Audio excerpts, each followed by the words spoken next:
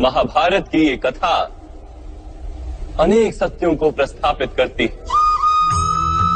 महानतम सत्य ये कि अलगपन और भिन्नता ही अधर्म का मूल है और एकात्मता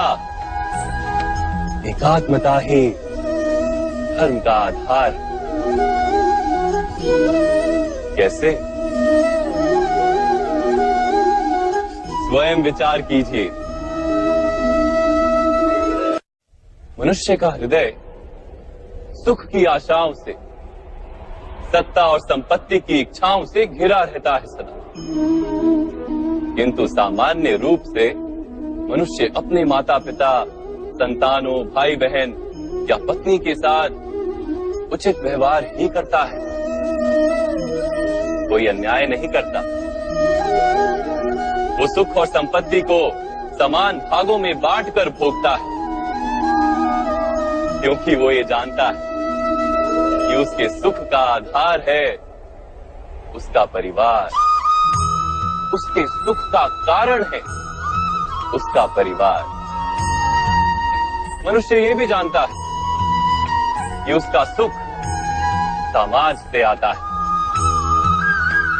किंतु वो समाज के साथ अन्याय कर लेता है, समाज का शोषण कर लेता है, क्योंकि वो समाज को अपने सुख का कारण नहीं मानता, वो समाज को अपने सुख का साधन मानता है। भेद है तो कारण और साधन में। मनुष्य को जब ये बोध हो जाता है कि सारा संसार परमात्मा का ही रूप है, प्रत्येक जीव परमात्मा का ही अंश है, अर्थात कोई पराया नहीं, सब अपने, ये सारा संसार अपना ही है, अपना ही परिवार है, तो क्रोध का कोई कारण ही नहीं रह जाता। सारे संघर्ष, सारा वैर, सारा प्रतिशोध नष्ट हो जाता है। अंतर में परमात्मा और संसार में एकात्मता, यही धर्म का मूल सिद्धांत है। महाभारत की ये यात्रा क्रोध से बोध की यात्रा है, भिन्नता से एकात्मता की यात्रा है।